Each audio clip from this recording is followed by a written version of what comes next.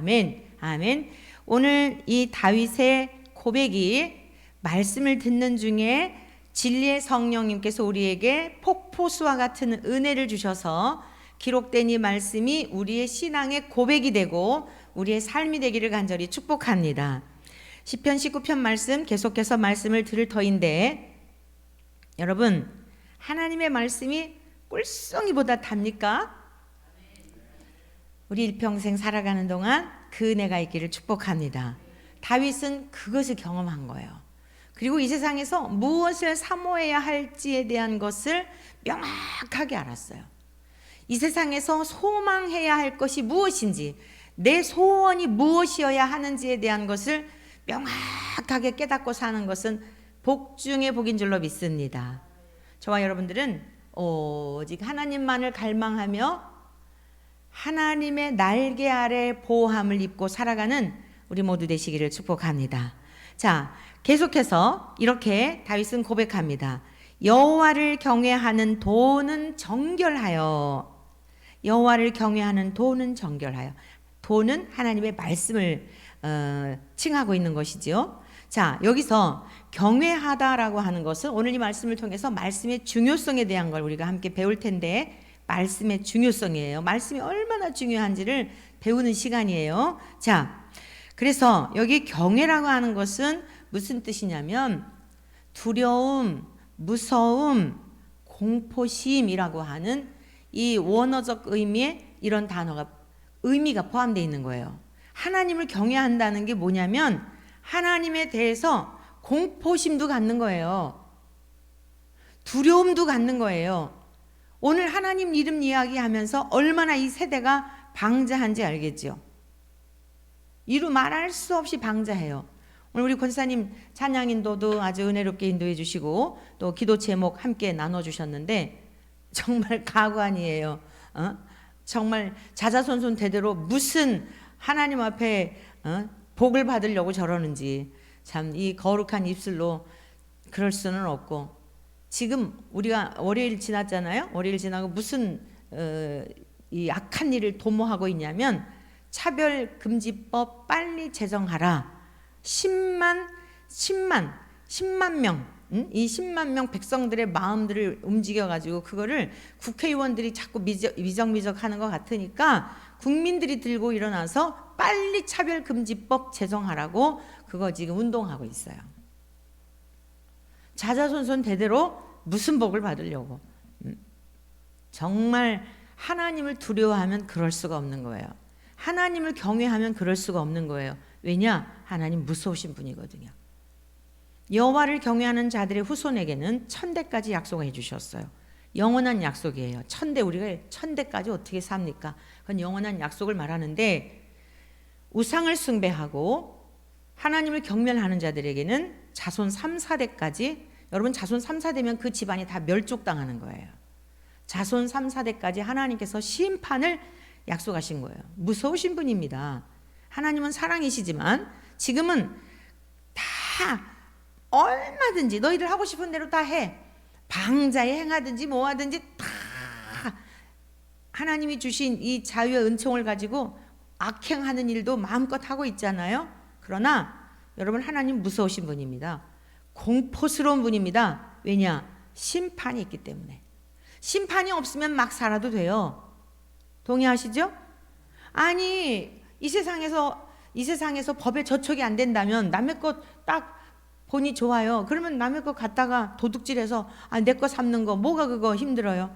법이 없으면 남의 차 좋은 차 있는데 그거 내 거 명의 이전해 놓고, 여러분 생각해 보세요. 이 세상에 얼마나 아수라장이 되겠는지. 딱 보니까 길 가다가 보니까 이 차가 너무 막 나는 못 가졌는데 왜 이런 사람은 이렇게 번쩍번쩍 빛나는 이런 차를 갖는 거야? 약이 올라가지고 그냥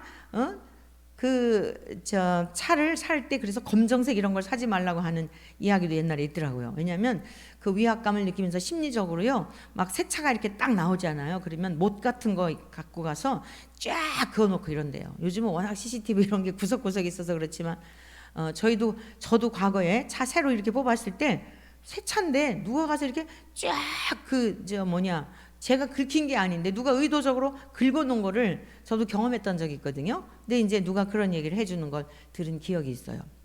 여러분, 왜 남의 것을 훼손하면 안 되고 남의 것을 도적질하면 안 됩니까? 왜 우리의 감정과 기분대로 살면 안 됩니까? 국가가 정한 법이 있기 때문에 그런 거예요. 술 취해가지고 기분이 알딸딸해서 너무 신나가지고 차를 운전하면 안 되는 이유가 뭡니까? 아이, 내가 좋아서 그러는데 왜 그래? 이래가면서 얼마든지 그럴 수 있잖아요. 그런데 모든 사람들이 술 취하고 그런다고 해보세요. 이 세상이 무법천지가 되지. 여러분, 법이라고 하는 것은요 굉장히 무서운 거예요.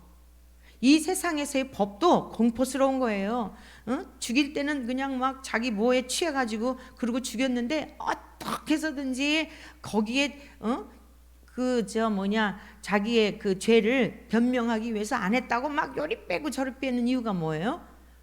법망에 딱 걸려드는 어떤 항목들이 있으면 빠져나갈 수 없기 때문에 그런 거예요. 그 용감한 거는 다 어디로 가고 왜 그렇게 요리조리 뺀질거리는 거예요? 법이라고 하는 것은 구속력이 있고, 법이라고 하는 것은 한번 선고를 하게 되면 어떤 다른 특별한 경우가 없다고 한다면 뒤집게 하는 일이 어려워요. 무기징역을 살든지 사형을 당하든지 법이라고 하는 것은 그렇게 무서운 겁니다. 여러분, 하나님은 사랑이시지만 하나님은 공의로우신 분이에요.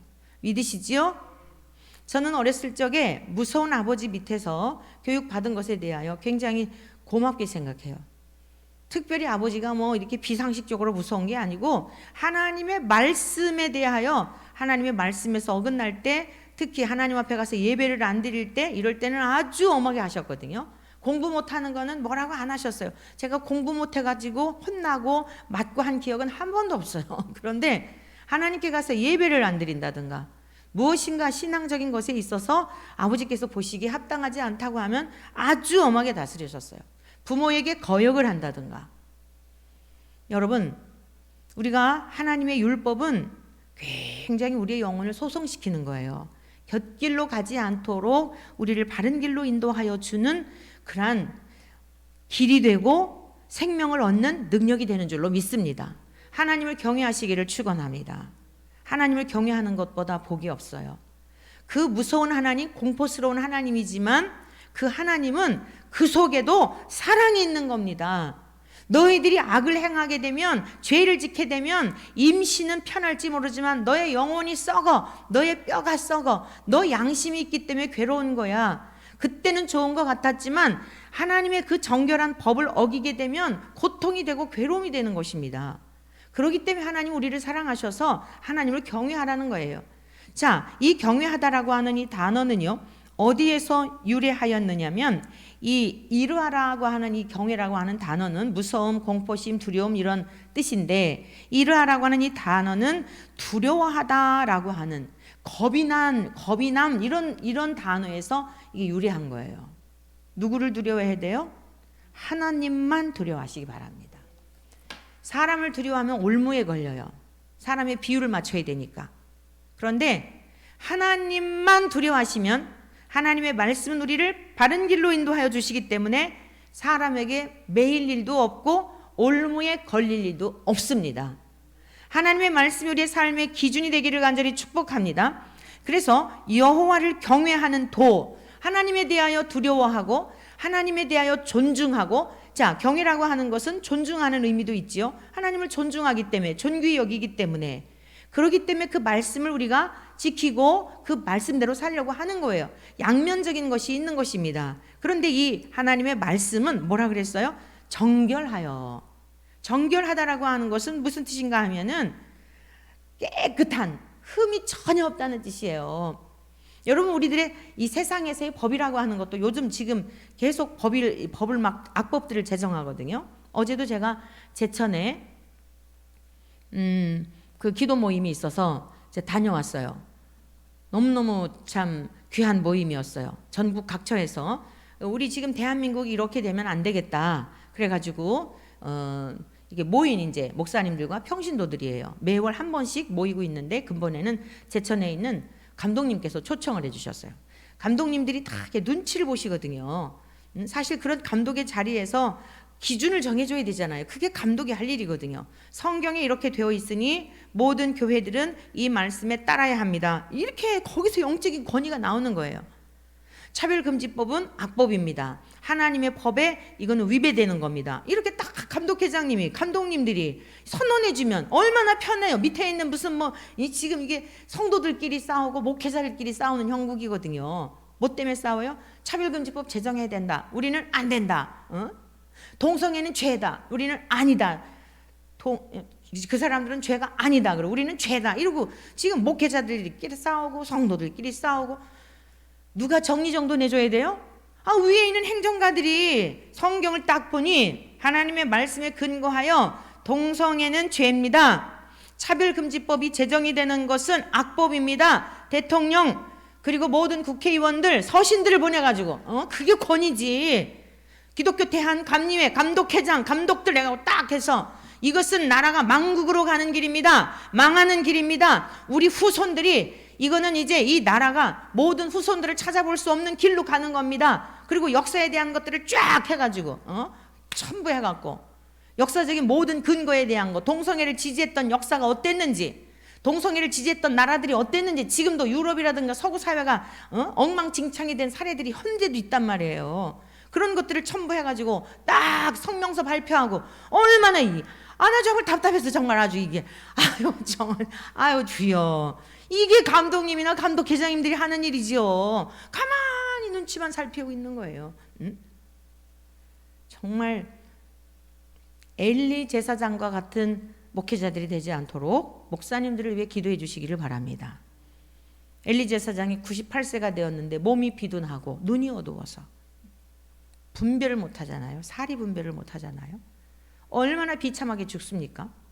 의자에 앉아있다가 몸이 비둔한 까닭에 넘어져서 죽죠. 두 아들들이 하루아침에 죽죠. 며느리가 아이를 생산하다가 해산하다가 하나님의 영광이 떠났다 그러면서 아이의 이름을 이가봇이라 지어주며, 그리고 며느리도 죽죠. 하루아침에 집안이 다 몰살을 당했어요. 하나님 무서우신 분이에요. 하나님이 귀중히 여김을 받고 하나님 앞에 은총을 받아서 그 엄청난 성직, 하나님의 일을 대행할 수 있는 자리에 맡겨주셨는데 비둔하고 눈이 어둡고, 그것을 이사야 선지자는 뭐라 그랬어요? 눈이 있어도 보지 못하고 눈먼 소경이요 귀가 있어도 듣지 못하는 귀머거리 된 자들이라. 그리고 또 뭐라 그랬어요? 이사야 선지자를 통해 하나님이 책망하신 말씀 보면 무섭습니다. 짖지 못하는 벙어리 개들이요 이랬어요. 선지자들을 통해서 할 말을 하지 못하는 그런, 요즘으로 말하면 목회자들, 요즘으로 말하면 위에 계신 어르신들, 말씀하시지 못하는, 무슨 말을 하라는 거예요? 목회자로 세운 거는요, 내 이야기 하라고 세운 게 아니에요. 여러분들이 분명히 기억하셔야 돼요. 여러분들이 목사님에게 무슨 말씀을 들을까? 우리 듣기에 좋은 얘기 해주세요. 이렇게 하면 같이 망하는 거예요. 성경에 무엇이라 쓰여 있습니까? 저희들이 듣겠습니다. 저희들이 배우겠습니다.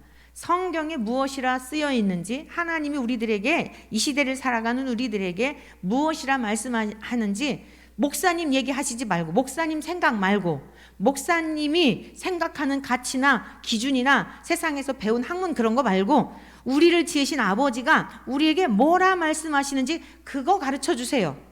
여러분, 마음을 겸손히 하고, 이건 겸손도 아니에요. 그냥 기본적인 거예요. 성도라면. 그렇게 여러분들이 저에게 요청하시고, 제가 하나님의 말씀을 안전하거든 그걸 요청하시고, 그걸 향해서 대모래도 하시고, 그리고서도 듣지 않으면 말씀을 잘 말씀대로 전하는 분을 찾아서 가는 게 나은 거예요. 사랑하는 성도 여러분, 그것을 위해서 또한 기도해 주셔야 돼. 주님, 우리 목사님은 하나님의 말씀이 무엇이라고 우리에게 들려주라고 세우셨는지 그 말씀을 잘 전하는 목사님이 되게 해주세요. 다른 거 기도하시기 전에 말씀대로 하나님 만나고 싶어요. 하나님 뜻대로 살고 싶어요. 근데 우린 잘 모르잖아요. 근데 목사님은 그런 과정을 겪고 하나님께서 목사로 기름 부어 세우셨으니 주님의 종들이, 목사님들이 성경에 기록된 말씀대로만 우리에게 가르쳐 주어서 종들이 듣겠나이다, 순종하겠나이다, 그 선포된 말씀을 따라서 우리가 살겠으니 주님 말씀대로 가르쳐 주시고 말씀대로 배우게 하시고 말씀대로 행할 수 있도록 능력을 주옵소서. 우리 교회가 이러한 교회가 되기를 간절히 소망합니다. 주의 종들은 말씀대로 가르치고 여러분들은 아멘으로 화답하여 망하는 길로 가는 것이 아니라 3, 4대까지 하나님 앞에 심판을 받는 가문들이 아니라 자자손손 대대로 복을 받음이 만민보다 우승한 하나님의 백성들이 되기를 축복합니다. 하나님의 도는 정결하단 말이에요. 흠이 없어요. 세상의 법들은요, 지금 차별금지법을 제정하라 그러죠. 국민들도 다 지금 눈 정신 바짝 차려야 돼요. 이거는 기독교만의 문제가 아니에요. 세상의 법에 대한 불이함에 대한 것을 지금 제가 설명해 드리는 거 한 예로 요즘 이슈가 되고 있으니까, 차별금지법이라고 하는 것, 차별하지 말자 단어 자체는 매우 좋은 거예요. 우리는 누구도 이 세상에 차별할 자격이 없어요. 왜냐? 모든 사람이 죄 가운데 태어나서 죄 가운데 살다가 죄 가운데 죽을 수밖에 없는 죄인들이기 때문이에요. 근데 누구를 차별을 해요? 동의하시죠? 예수님께서는 죄인을 찾아 불러 회개케 하시어서 의인이 되게 하시려고 오셨어요. 그래서 우리가 예수님을 믿어 의로운 하나님의 백성이 되고 자녀가 된 거예요.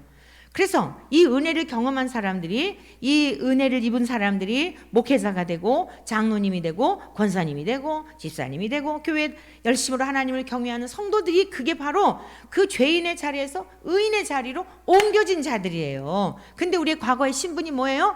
죄인이었다고요. 과거의 신분이 죄인이었던 것은 영원 불변한 진리예요. 그런데 지금은 어때요? 의인이 되었다고요. 할렐루야. 이 또한 진리예요. 왜냐?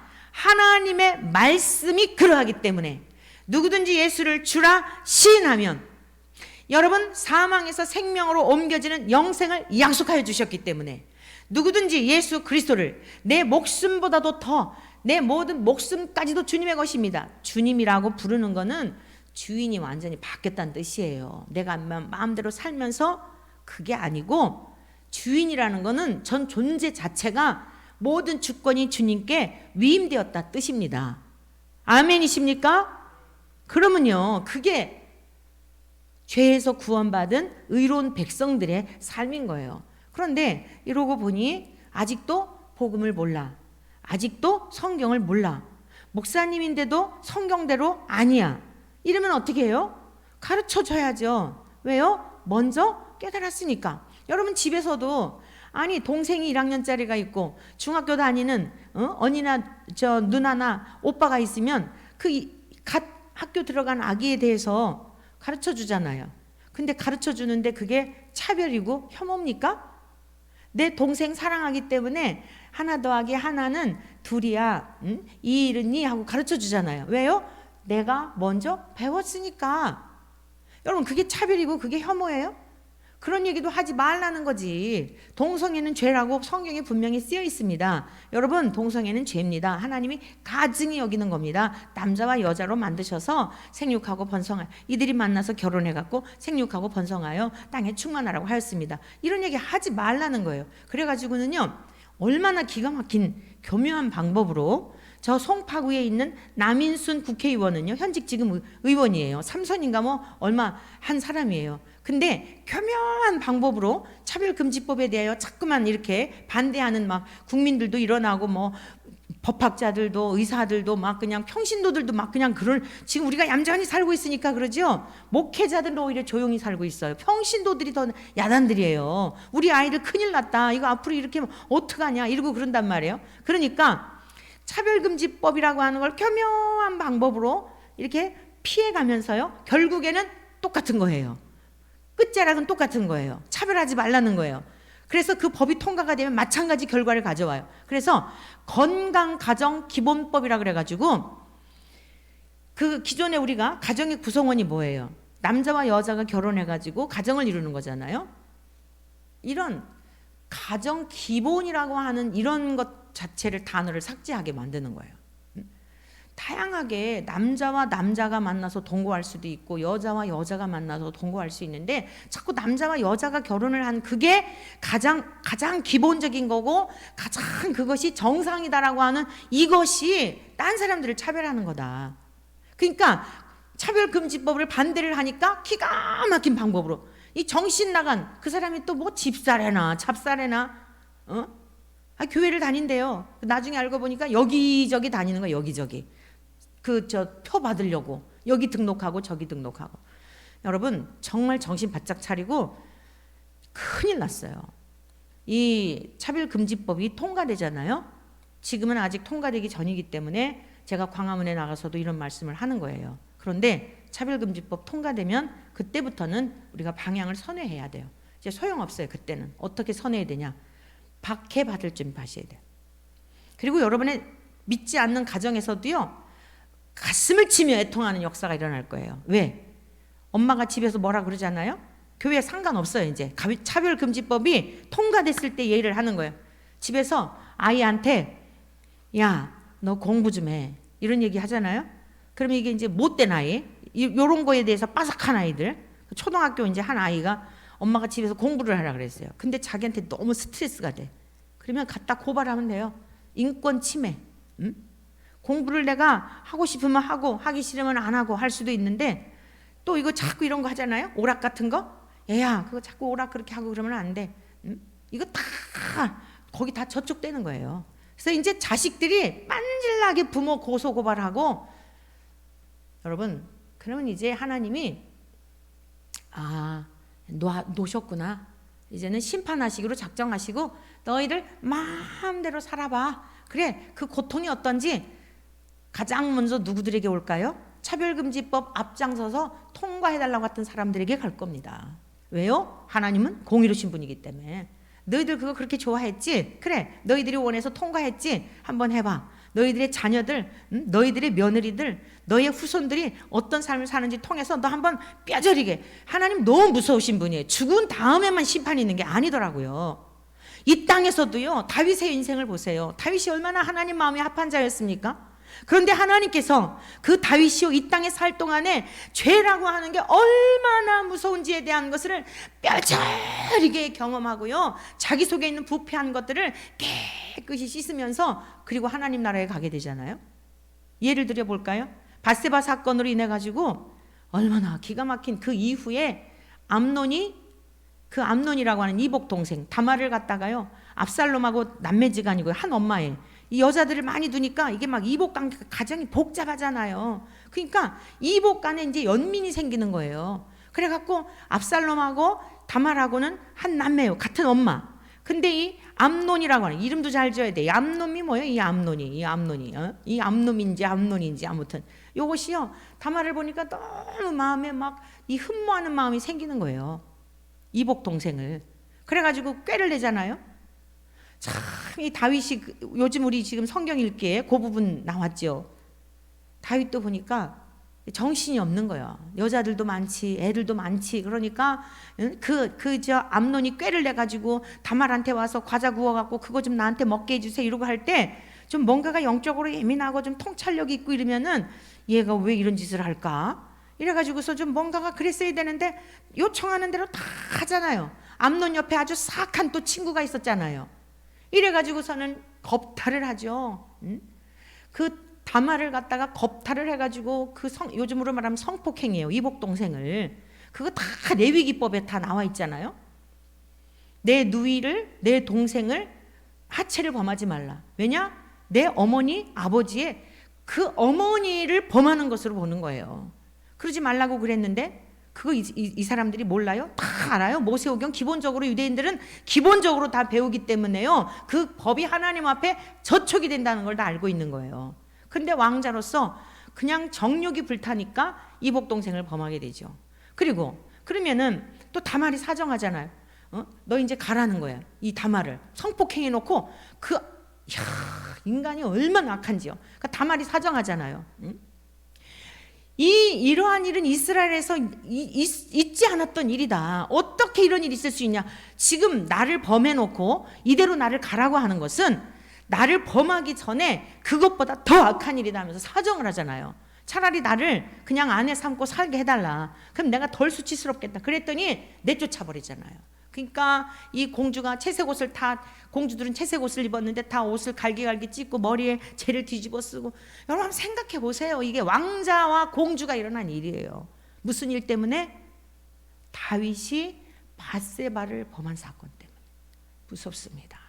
하나님 공포스러운 분이라 그랬죠. 오늘 이 범죄하는 이유가 뭐냐면 하나님에 대해서 너무 방자해요. 하나님은 얼마나 엄중하신지를 모른다고요. 그래가지고 이 지간에 이 기가 막힌 일이 일어나고 얼마나 수치스럽습니까? 밧세바를 범한 사건에 대하여 다윗이 무엇을 깨달았을까요? 그 순간에 음욕을 이기지 못한 죄가 이렇게 하나님 앞에 갈기갈기 찢겨지는구나. 그리고 내 죄악의 깊이를 보게 되는 거예요. 사랑하는 성도 여러분, 우리가 세상에 일어나는 여러 가지들을 보면서 동시에 뭘 봐야 되냐면 우리들에게도 있는 죄악의 깊이를 보는 지혜가 있기를 축복합니다. 다른 사람을 정죄할 수 없는 이유가 뭐냐면요, 우리는 정죄가 아니에요. 우리들 속에도 다 그런 요소가 있어요. 어떤 상황이 되면 남의 것 탐내고 싶은 마음, 어떤 기분이 업돼 있으면 괜히 그냥 좀 거기에 취해보고 싶은 마음, 정신줄을 주님에게로 바짝 붙어 있어서, 그래서 말씀 강조하는 게 뭐예요? 말씀이 주님이에요. 말씀이 육신이 되셨잖아요. 그리하지 않으면 우리가 혼미해져가지고 순식간에, 다윗이 어디서 범죄했어요? 전쟁에 나갈 때마다 승승장구했어요. 왜요? 하나님께서 다윗과 함께 하시니 가는 곳마다 이기게 하시니라.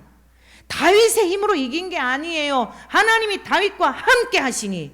그런데 그 승리를 주신 하나님께 영광을 돌리는 게 아니라 지금 다 용사들은 전쟁터에 나가서 싸우는데 그 왕궁에서, 그 옥상에서 한가히 거닐 때, 승리의 축배를 마실 때, 여러분, 승리의 축배는 이 땅에서 마시는 게 아니에요.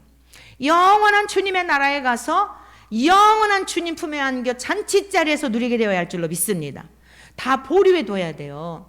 우리 안에 칭찬받고 싶은 욕구, 인정받고 싶은 욕구, 근데 그걸로 끝나요. 허망한 거예요. 또 목마른 거예요. 또 칭찬받고 싶은 거예요. 여러분, 이런 것에 마음을 두지 말고 우리는 이 세상에서 축배를 들기 위한 것이 아니라 영적인 전쟁터에서 지느냐 이기느냐, 천국이냐 지옥이냐, 생명이냐 사망이냐 두 길밖에 없어요. 근데 어디서 정신줄 놓고 축배를 나누고 룰루랄라 할 겨를이 어디 있느냐고. 이제 다 팍팍 다 떨어집니다. 그래도요, 몰라. 영적으로 둔해갖고 지금 어디까지 왔는지도 몰라요.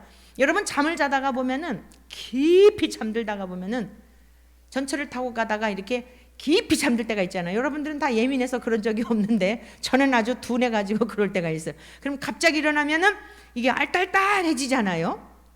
그래가지고 딱 보니까 알딸딸해갖고 이게 내릴 때야 뭐야 하고, 그러고 보니까 큰일 날 뻔 알았네. 그래서 이제는 적당하게 알람을 맞춰놓고, 뭐 그렇게 이제 나이가 드니까요, 그렇게 깊이 잠들지도 않아요. 사실은 그것도 젊을 때 그런 거지. 자, 잠자다가 일어나면 알딸딸해가지고 혼미하잖아요. 영적으로 둔해져 있으면 지금 세상이 뭐 소란을 하고 전쟁이 나고 홍수가 나서 다 떠내려가고 할지라도, 노아 홍수 시대 때 그랬다 하잖아요. 사람들이 먹고 마시고 시집가고 장가가면서 다 멸망당하기까지 몰랐다 그랬어요. 이 시대도 마찬가지입니다. 전쟁이 나고 뭐가 어쩌고 한다 하더라도 영적으로 둔해져 있으면 분별이 안 되는 거예요.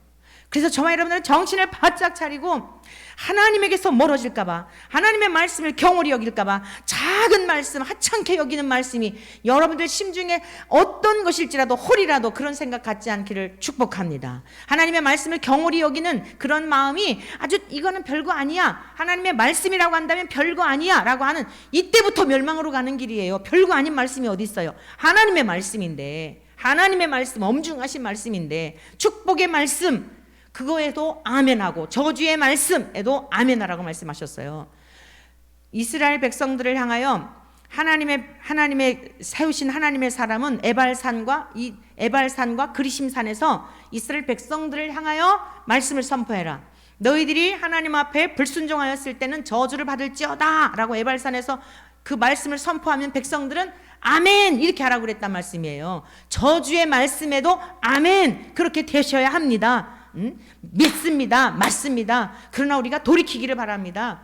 저주의 말씀도 아멘 하라고 그랬다니까요. 축복의 말씀 앞에서 그리심산에서 하는 말씀만 아멘하고 하신 것이 아니라, 너는 모세를 향하여, 아론을 향하여, 제사장들을 향하여 그리심산과 에발산에서 반드시 축복과 저주의 말씀을 선포할 것이고, 이스라엘 백성들은 그 두 종류의 말씀 가운데서도 아멘하라. 왜 그래요? 하나님은 경외를 받으셔야 할 분이기 때문에, 하나님은 두려우신 분이기 때문에 그 입에서 한번 나오셨으면 말씀이 육신이 되신, 여러분 말씀이 육신이 돼서 이 땅에 하나님이 직접 오셨다고 한다면 천하의 물이 한 곳으로 모여라 하니까 물들도 쫙 모이고, 무티 드러나라 하니까 무티 드러나고, 모든 천하 만물이 다 순종했는데 우리가 무엇이라고? 하나님이 말씀하신 것에 이것은 아니야, 설마 그러시려고? 아이고 하나님 사랑이신데 동성애 그거 했다고 무슨 지옥에 보내려고? 하나님의 말씀을 변개할 때부터 사망의 길로 가는 것이고, 그것이 타락이에요. 타락이 다른 게 아니라 하나님의 말씀을 정령 죽으리라, 선악과 열매를 먹으면 정령 죽으리라 했는데 변개하는 것이 타락의 시초예요. 죽을까 하노라 하는 것이 죄악의 길로 가는 길이고 사망의 길로 가는 길이에요. 설마 하니 이거 먹었다고 죽게 하실까? 죽을 수도 있어 라고 자의적인 해석을 하는 게 이게 사망의 길로 가는 거다 이 말씀이에요. 그러므로 저와 여러분들은 하나님의 말씀은 정결하여 흠이 없다 말입니다. 여호와의 도는 정결하여 전혀 흠이 없고 티끌만큼도 오류가 없기 때문에, 그 다음에 말씀을 보십시오. 영원까지 이르고, 영원까지 이르고. 하나님의 말씀은요 이 세상에서만이 아니라 영원까지 이르는 거예요. 이 영원이라고 하는 이 개념은 확정된 종점력을 말하는 거예요. 확정된. 자, 우리네 인생의 영원은 어디예요? 영원한 하나님의 나라 또는 영원한 지옥인 줄로 믿습니다. 확정되어 있어요. 이게 영원의 개념이에요. 그런데 뿐만 아니라 이 영원이라고 하는 것은 지속적이고 전진적인 이러한 의미를 포함하고 있는 거예요. 자, 오늘이라고 하는 이 날이 지속이 되고 계속 전진이 되기 때문에 그렇게 가다 보니 저 종착역까지 가는 거지. 쉽게 말하면 당고개 4호선 당고개에서 타야 상계역도 지나고 노원역도 지나고 쌍문역, 창동역 이러고 가는 거 아니에요? 당고개역에서 탔는데 뜬금없이 사당역 종착역에 가나요? 영원이라는 개념을 여러분이 알아듣기 쉽게 말씀드린다면 종착역이에요. 당고개에서 출발했다면 그 종착역인 사당행 그 차를 탔다면, 그런데 이 영원은 상계역도 거치고 노원역도 거치고 창동역도 거치는 그 개념이 포함되어 있다 이거예요. 무슨 뜻이에요? 지금 저와 여러분은 영원을 살고 있다 이 말씀이에요. 믿으십니까? 오늘 이 시간 사는 게 지금 영원을 살고 있는 거예요. 오늘 없이 내일이 없는 겁니다. 그러니까 이미 영생을 얻은 자들의 삶은 어때요? 오늘의 삶의 자리에서도 그 영원한 하나님 나라에서 살게 될 영광을 오늘의 삶의 자리에서도 누린다, 못 누린다? 크게 누린다, 못 누린다? 할렐루야! 안 믿는 이단적인 그런 사고를 갖는 사람들은 천국에 대한 개념을, 영생에 대한 개념을 이 다음에 영원히 사는 그 나라, 이렇게만 생각을 해요. 하나님 나라, 천국은 현재적 개념이며 동시에 미래적 개념이에요. 오늘을 하나님 안에서 누림이 있고 오늘을 하나님 안에서 즐거워하며 하나님과 동행하며, 여러분 그 어디나 하늘나라 여러분의 심중에 이런 낙을 누리게 되기를 축원합니다. 모든 사물이 다 아름다운 거예요. 비가 오는 날도 아름답고, 누구와 동행하니까 남편들은 변덕스러워요. 여러분들이 좀 어떻게 예뻐 보일 때는 막 어쩌고 저쩌고 이러고, 또 막 뱃살이 나온 것 같으면 뭐 삼겹살이니 뭐니 그러고, 여러분의 남편들은 안 그러는데 어느 집의 남편은 그런데요. 삼겹살이니 뭐니, 저 허벅지 봐, 아우 저 어떡해 이러고, 또 기분이 좋을 때는 막 어쩌고 저쩌고 이러다. 이 세상의 남편들은 다 변덕스러워요. 그런데 저와 여러분들의 진짜 신랑이신 우리 주 예수 그리스도는 그저 우리가 그냥 튼실해도, 우리가 갈비 같아도, 그저 흠말만한 것이 없어도 한결같이 나의 사랑, 나의 어여쁜 자야, 너만 보면 너무너무 행복해. 저와 여러분들 이 세상에서 얼른 하나님은 사실 데려가시고 싶을 것 같아요. 왜 그러느냐? 고생하는 거 보니까 안타까우셔서. 여러분 이 세상에서는 수고와 슬픔을 왜 놨다 그랬잖아요. 하루하루 살아가는 삶이 수고하고 슬픔이라는 대가를 지불을 해요. 왜냐? 주님 안에 누리는 누림이 있는데 우리의 삶의 환경들이 풀어야 될 과제들이 있잖아요. 그러니까 우리가 인간이다가 보니까 마음이 약해져서 어떤 때는 염려도 생기고 근심도 생기죠. 근데 주님이 우리 안에 좌정하셔가지고 계속 이끌어 가시니까 넉넉히 이기게 되는데, 근데 왜 주님께서 우리를 이 세상에 더 두시고 여러분들이 주님 더 살게 해주세요 이런 거 기도할 필요도 없어요. 왜냐하면 하나님의 쓰임에 더 합당하고 정말 아깝다, 데려가기 아깝다 이러면 안 데려가시는 거예요. 믿으십니까? 내가 너를 좀 더 써야 되겠어. 하도 나를 못 믿잖아. 이놈의 인생들이 내가 그렇게 은혜를 베풀어도 못 믿는데, 내가 좀 더 쓸게. 아니, 손흥민이가 막 공을 잘 넣고 막 그냥 성적을 올리는데, 그 구단에서 그 돈 아깝다고 그만 이러겠어요? 지금 승승장구하고 그냥 계속 실적을 올리고 경기 나가기만 하면 이기는데 돈을 얹어줘서라도 너 가지마, 다른 데 가지마, 여기 우리 구단에 있어 이러지 않겠어요? 할렐루야. 죽음 두려워할 일 하나도 없는 거예요. 우리의 본질을 어디에 둬야 돼요? 하나님 어떻게 하면 기쁘시겠어요? 제가 하나님 기쁘시게 해드리고 싶어요. 물질도 구할 필요 없는 거예요. 하나님 어떻게 하면 기쁘시죠? 그 마음을 주님께로 향하여 그 마음이 합하면요, 필요한 거 다 알아서 주셔요. 왜죠? 우리 신랑이니까. 여러분의 남편도 여러분들을 위해서 그냥 꿀 빠지게 일하시잖아요. 여러분들을 위해서 그렇게 수고하잖아요. 남편도. 진짜 신랑이신 우리 주님이 뭐가 모자라요? 뭐가 모자라. 하나님을 신뢰하시기를 축원합니다.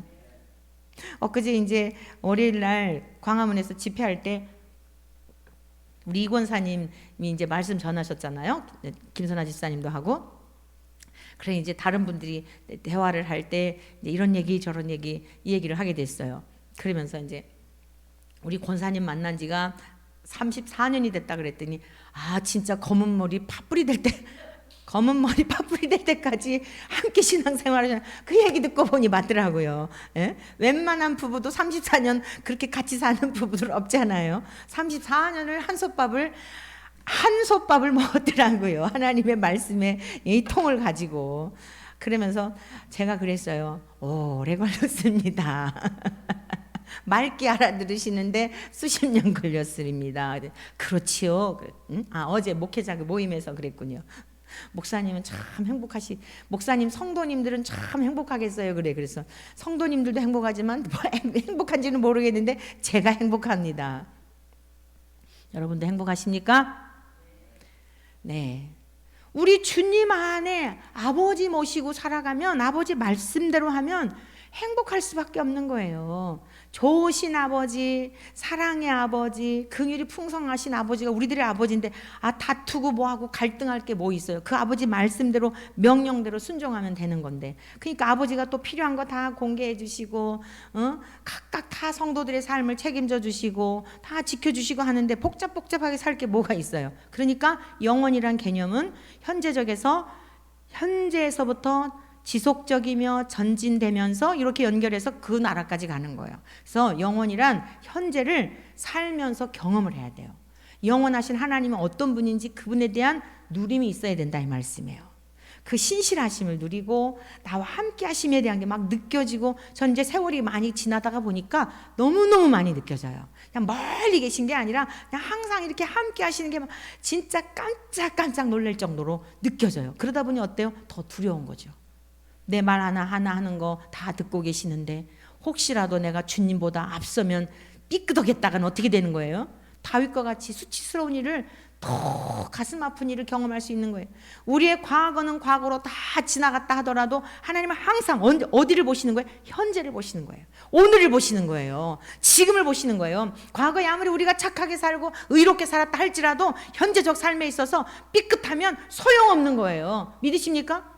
운동 경기에서 보세요. 그 계주 경기에서 지난번 어떤 영상을 보니까 기가 막히더라고요. 꼴찌하던 그 선수가요, 3등 자리로 올라오더니 2등 자리로 올라오더니 2등이 1등하고 이렇게 그러더라고요. 그러더니요, 이 꼴찌했던 이 사람이요, 마지막에 1등으로 골인을 하는데요.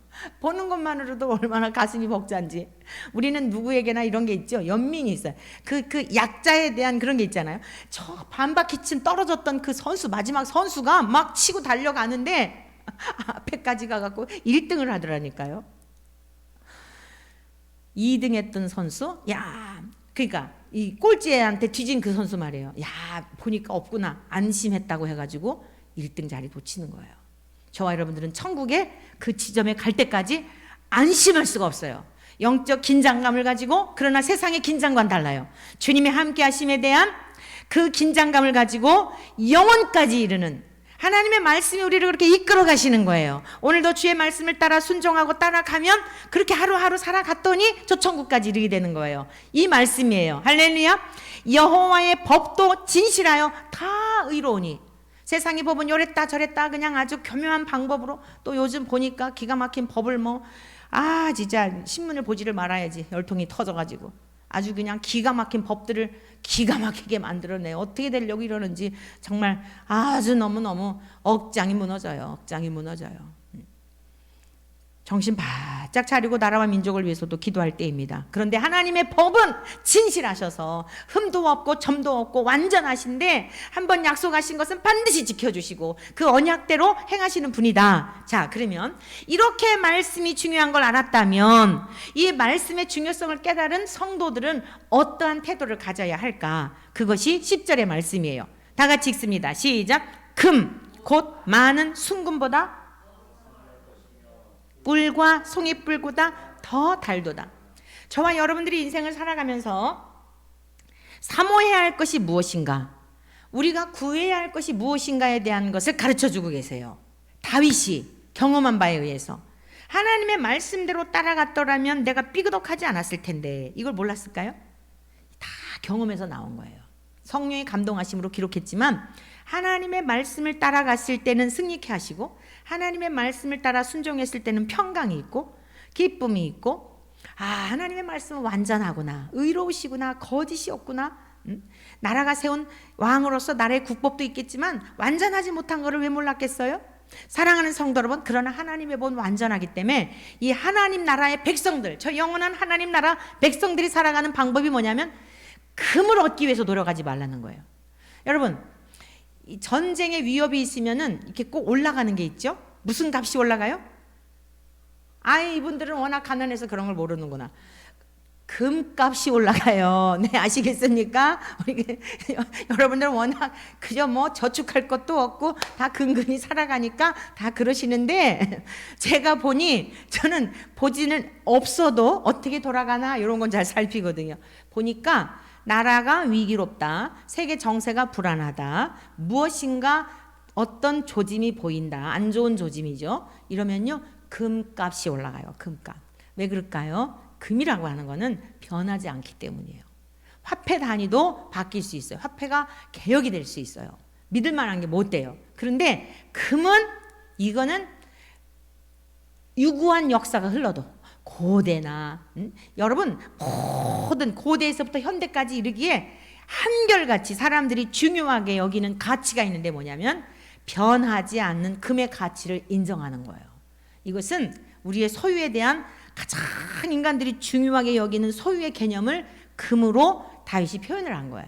그래서 이 말씀을 주님께서는 어떻게 가르쳐 주셨는지, 자, 우리 한번 성경을 같이 찾아보시겠습니다. 마태복음으로 가보겠어요. 마태복음 6장. 구약의 많은 말씀들을요, 우리 주님께서는 신약에서 주님이 친히 말씀하실 때 풀어서 해주신 말씀들이 많아요. 자, 24절부터 같이 읽습니다. 마태복음 6장 24절 다 같이 읽습니다. 시작. 한 사람이 두 주인을 섬기지 못할 것이니 혹 이를 미워하고 저를 사랑하거나 혹 이를 중히 여기고 저를 경히 여김이라. 너희가 하나님과 재물을 겸하여 섬기지 못하느니라. 아멘. 예수님은 다윗은 뭐라 그랬어요? 금보다도 하나님의 말씀을 더 사모해야 된다, 이렇게 지금 고백을 하고 있는데, 예수님은 뭐라 그랬어요? 하나님과 재물을 겸하여 섬길 수 없다는 거예요. 재물을 하나님과 동등선상에 놓고 계세요. 우리 예수님은. 왜요? 예수님 우리를 지으신 분이기 때문에 우리가 뭘 좋아하는지를 알아요. 가만 보면은 돈이 신이에요.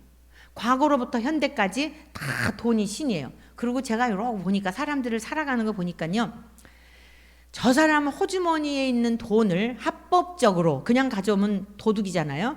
그러니까 합법적으로 저 사람 주머니에 있는 돈을 어떻게 잘 빼내는가, 요걸 잘하는 사람들이 부자들이더라고요. 부자가 다른 게 아니고 학교들도 보면은요, 와, 이대, 연대, 제가 이제 이대 그 신대원 다닐 때도 잠깐 그 학교에 대한 걸 이렇게 들여다보게 되었고, 이 연대 같은 데서도 이렇게 이제 목회자들을 향한 세미나 같은 걸 이런 거를 개최를 하고 그래요. 근데 옆에서 이러고 보면서요, 이 학교들이, 사립 학교들이 부자가 된 이유가 다 있구나.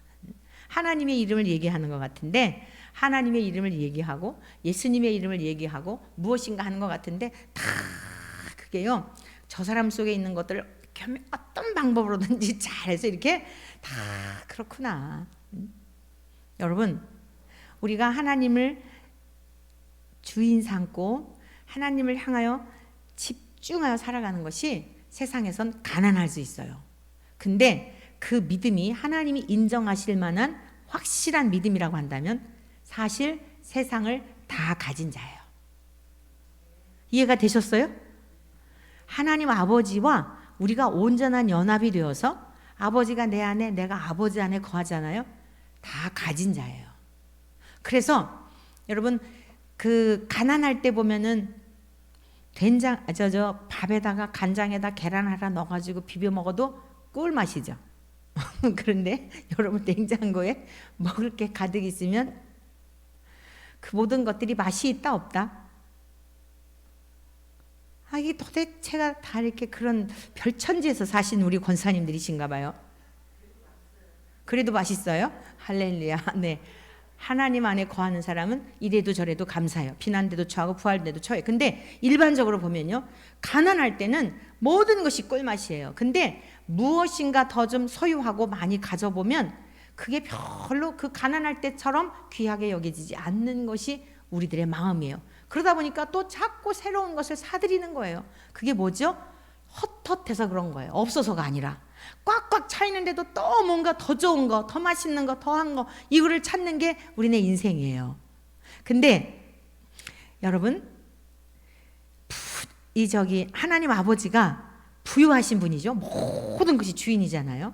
근데 아무것도 가진 게 없는데 그분이 나와 함께 하신다는 이 믿음이 꽉 차 있으면요, 세상에 부러운 게 없는 거예요. 세상에 부러운 것도 없고 배고프지도 않아요. 그냥 행복한 거예요. 자, 진짜 가난해서 그 종지기만 가지고 먹는 이 개념하고 다르단 말이에요. 남들이 볼 때는 아무것도 없어요. 아무것도 없는데 내적으로 흘러나오는 평강이 있고 기쁨이 있고, 그리고 신기한 게 뭐냐면 간장 종지에다가 계란 하나만 넣어도 정말 하나님이 내 안에 계시다라고 하는 믿음으로 사는 자는 그 맛이 꿀맛인데요, 또 하나님께서 필요할 때마다, 여기 지금 다 채워져 있는 건 아니에요. 근데 필요할 때마다 갈비 먹고 싶다 그러면요 갈비를 또 먹이시는 거예요. 오늘은 또 뭐 랍스타를 먹고 싶다 그러는데 어느 권사님이 고백한 걸 들었어요. 아주 그냥 랍스타를 실컷 먹었으면 좋겠다 싶었대요. 그랬더니 그냥 사위가 생각지도 않았는데 그냥 그래가지고 그 많은 식당들 중에 어찌 장모님의 마음을 알았는지 어느 식당에 가가지고 실컷 먹고 왔다니, 하나님 정말 너무 놀라운 것 같아요. 무슨 생각을 못해요 그러더라고요.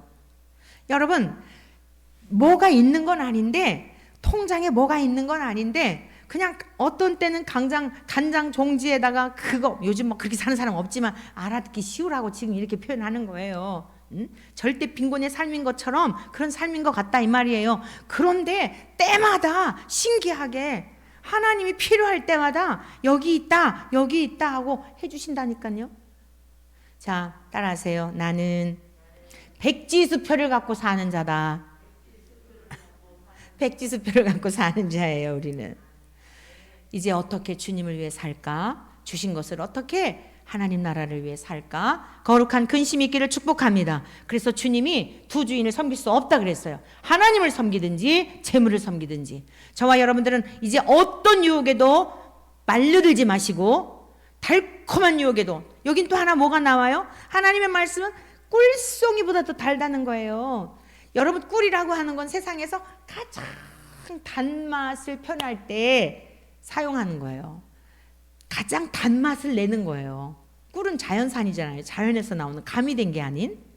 그러니까 우리 인생의 노력이 뭐죠? 다 단맛을 맛보고 싶은 거예요. 동성애는 뭐예요? 쾌락을 통해 단맛을 느끼고 싶은 거예요. 근데 그런 것들은 계속 헛헛하게 만드는 거예요. 계속 문제가 생기는 거예요. 에이즈에 걸릴 염려. 여러분, 그건 다 자기들도 상식적으로 알 거 아니에요. 의학자들이 다 얘기하니까. 그거 얼마나 사랑을 하면서도 마음에 두려움이 있겠습니까? 우울증, 자살하는 일, 이러한 일이 일어나는 일이 뭐예요? 마음에 기쁨이 없기 때문에 그런 거예요. 그래서 그들에게도 복음으로 돌아와 주님을 통하여 새로운 인생을 살아가도록 우리 교회들이, 이 땅의 교회들이 그런 사명을 우리가 가져야 되는 거죠. 그래서 오늘 말씀을 정리한다면, 하나님의 말씀은 순결하고 흠이 없기 때문에 우리를 영원한 영생에 이르게 하는, 우리를 영원한 생명에 이르게 되는, 말씀이 육신이 되시고 내가 생명의 떡이루라고 말씀하신 내 살과 피를 먹고 마시지 않으면 살 자가 없다고 말씀하셨고, 내 살과 피를 먹고 마신 자마다 영생을 가졌나니라고 말씀하신 예수님을 믿는, 말씀이 육신이 되신 예수님이 우리 안에 거하신다면 우리는 오늘의 삶에서도 영원을 날마다 산다, 이 얘기입니다. 하나님 안에서 우리가 살아간다, 이 말씀이에요. 뿐만 아니라 우리들이 사모해야 될 게 뭐라고요? 어떻게 하면 더 부자가 될까? 어떻게 하면 돈 많이 들까? 어떻게 하면 어디다 투자를 할까? 여기에 관심을 갖는 것이 아니라 하나님 아버지께 우리의 마음을 집중하여 꿀송이보다 더 단 하나님의 생명의 말씀을 사모하고 우리의 신비에 새기고 그 말씀을 따라 살아가게 될 때, 하나님의 나라는 먹는 것과 마시는 것이 아니요 오직 성령 안에 의와 평강과 희락이라, 이 삶을 오늘의 삶의 자리에서 누리게 되는 줄로 믿습니다. 우리들만 누리는 것이 아니라 아직 이 사랑을 알지 못하는 자들에게 나누어주는, 성령의 강권적인 힘을 의지하여 담대하게 주의 복음을 전파하는 우리 모두가 되어서 이 사랑을 함께 나누는 우리 모두 되시기를 주의 이름으로 축복합니다.